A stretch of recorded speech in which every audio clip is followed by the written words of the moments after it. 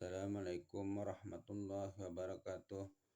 Bismillahirrahmanirrahim. Alhamdulillahirabbil alamin. Wassalatu wassalamu ala asrafil anbiya wal mursalin Sayyidina Maulana Muhammad wa ala alihi wa sahbihi ajma'in. Allahumma salli ala Sayyidina Muhammadin al-Fatihi lima ughliqa wal khatimi lima sabaqa nasiril haqqi bil haqqi wal hadi ila siratikal mustaqim wa ala alihi haqqa qadrihi wa miqdarihil azim. Amma ba'd. Alhamdulillah, puji syukur kita tujukan kepada Allah Subhanahu wa taala. Allahumma shalli ala Sayyidina Muhammad wa ala ali Muhammad. Salawat dan salam kita tujukan kepada junjungan kita Rasulullah sallallahu alaihi wasallam beserta seluruh keluarga beliau, sahabat beliau, kerabat beliau, zuriat beliau dan orang-orang yang mengikuti beliau hingga hari yaumul kiamah nanti. Nama ulun Badrun bin Adul bin Antung bin Jalal. Ulun adalah hadim dari Rumah Al-Quran As-Salam, Komplek Dinar Mulia, Kecamatan Gambut, Kabupaten Banjar, Provinsi Kalimantan Selatan. Dalam kesempatan ini, ulun ingin berbagi pendapat, berbagi pengetahuan dengan kawan-kawan ulun dan juga sahabat-sahabat ulun dan juga seluruh pengunjung channel YouTube kami dan subscriber kami dimanapun berada. Alhamdulillah kita sudah menyelesaikan kurang lebih 76 video yang memuat tentang masalah ilmu tasawuf. Jadi bagi pian-pian yang ingin menambah hasanah perbendaharaan keilmuan di bidang tasawuf, silahkan tonton video kami daripada video bagian 1 sampai bagian 76. Dan juga sudah ada beberapa kami membuat video tentang ilmu fikih juga bisa ditonton. Kali ini kita akan membuat video tentang masalah sejarah Rasulullah Shallallahu Alaihi Wasallam. Nah, bagi pian yang ingin terus mengikuti pembuatan video dan menonton video-video kami yang berhubungan dengan sejarah Rasulullah, silahkan subscribe, like, subscribe channel pian dona. Ada di dalam HP pian itu tulisannya subscriber aja, titik itu tekan itu supaya senantiasa terhubung dengan channel kami. Jadi kadang alih lagi pian mencari video kami. Kita membicarakan tentang Rasulullah Sallallahu Alaihi Wasallam. Agama Islam.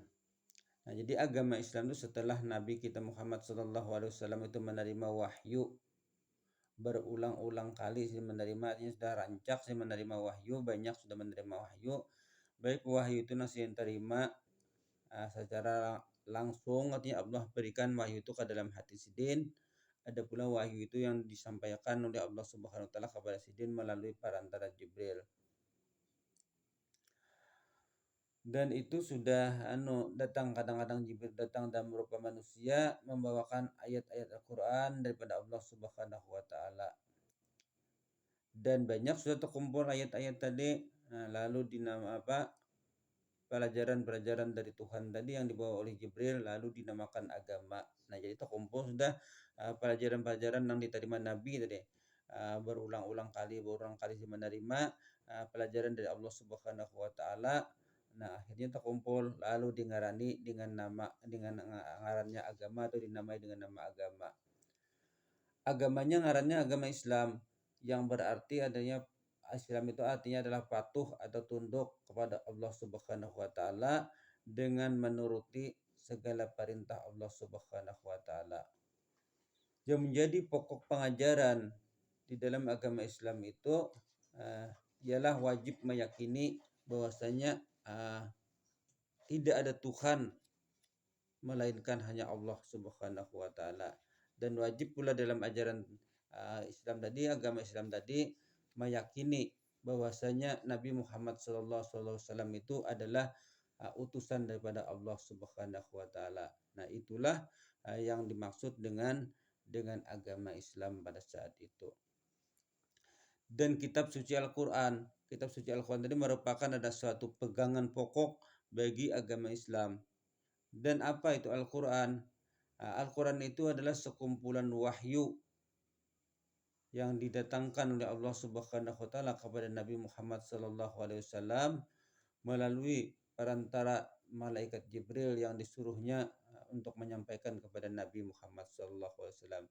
Setelah terkumpul sudah sekian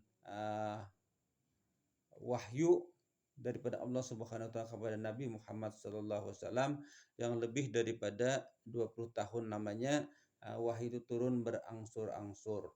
Turun seayat, turun 2 ayat, turun 3 ayat.